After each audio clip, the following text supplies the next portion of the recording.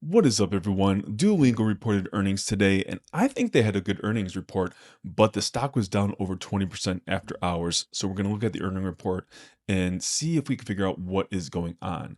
Now, I do hold Duolingo in my YouTube $10,000 challenge portfolio. So this is a big deal for me to see this stock down 20% because I'm already down a big chunk on this stock. But just a quick refresher on what Duolingo is. It is a learning platform. It started off as a foreign language learning app, and they're growing into math, music, and chess. They operate as a freemium platform, meaning you can use the app for free and then you can upgrade to a premium subscription to get access to more things. But let's jump into this earnings report and see if we can figure out what is going on. Right at the title, Duolingo surpasses 50 million daily active users, grows daily active users 36%, and revenue 41% in the third quarter 2025 year over year.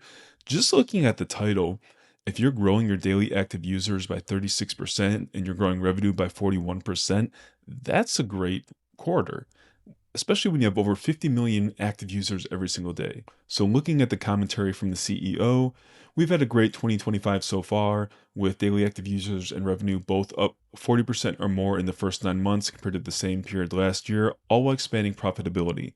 We think we are early in our journey, and by continuing to put learners first, we believe we'll become a much larger business over the long term. So they're growing. The CEO sounds pretty confident. So if the company is growing so well, why did they go down after hours? Well, that has to do with the guidance given during the call.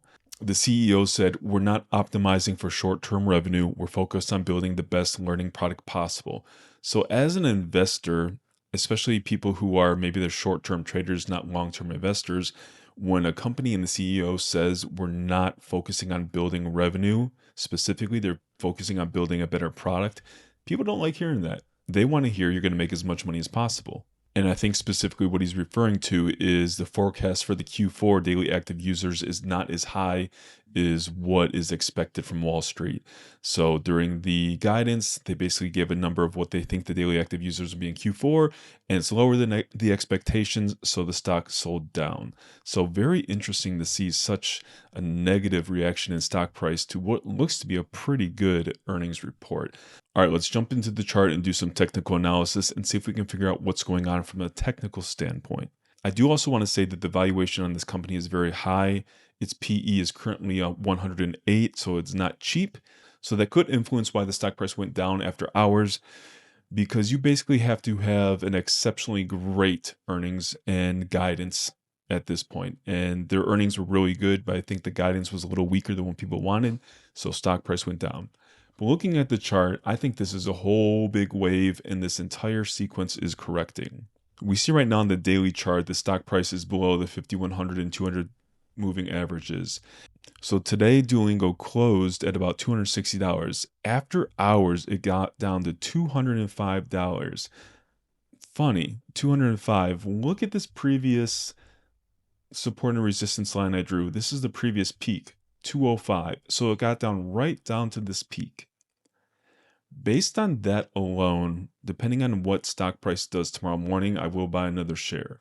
That is such a technically strong price at this previous peak. If it finds support here, and we see there's a lot of activity at this price too, man, that would be a great spot to see it bounce. But we're gonna have to see what price opens up at tomorrow. So previously, when I put this Fibonacci retracement on the chart, I was expecting price to get down to 245 to 230. Price already went down below that to 205. So again, we're going to have to see what happens. Let's look at the weekly chart and see what the moving averages are. So on the weekly chart, 205 is actually below the 200 weekly average. So that is a very bearish looking price signal. I'm going to go to the monthly chart to see if there's any moving averages. So the 50 moving average on the monthly chart is coming right up to that 205. I mean, that is a technically sound place to buy a stock. I'm typically not one to catch a falling knife, but the fact that if it finds support at this previous peak and on the 50 monthly moving average, and this is very important, and it had a good earnings report. It's not like it's a dying company that's not growing. It's actually a very strong company who had a great earnings report. So I think that's a great spot to buy, and I will probably add to my position. Even though my position is already a little bigger than I had planned, I'd only planned on putting $1,000 into Duolingo. I will buy another share if it's anywhere around 205 tomorrow. And again, we see all this activity in this area.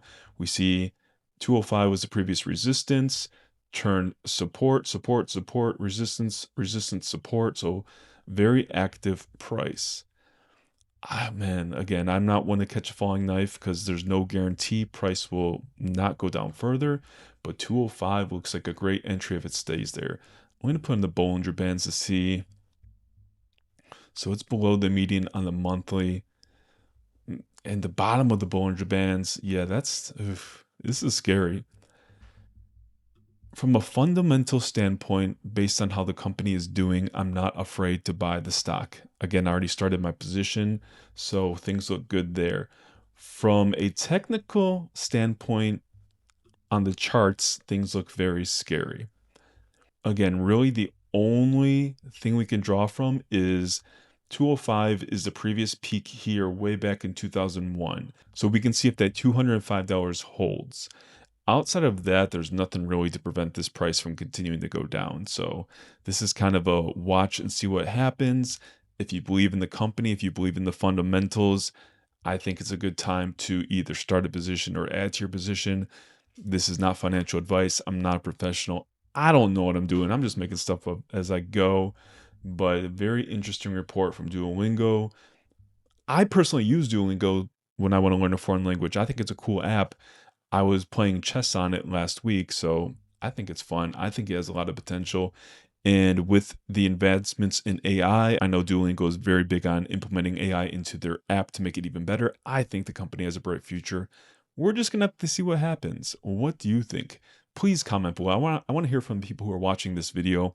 What do you think about Duolingo? Do you think it has a chance to do well, or do you think it's a dead stock? The other bearish narrative with this stock is AI is going to take over and Duolingo won't be beneficial. I have the new Apple AirPods right here. They're supposed to be able to do foreign language translation. I haven't used it yet. I know Meta's working on their glasses. They're probably going to have that. So I think people think there's no merit in the app to learn a foreign language. But I would push back on that. Even if we have these gadgets, headphones, glasses that can translate real time in front of you, that does not replace being able to speak the language yourself, to be able to understand someone speaking the language and respond back in that same language. So even if we could get great technology like headphones and glasses, I still think there's a big market for people who want to learn how to speak a language. That's just my thoughts. What do you think? Let me know. Let's keep these portfolios growing, even though right now Duolingo is dragging us down.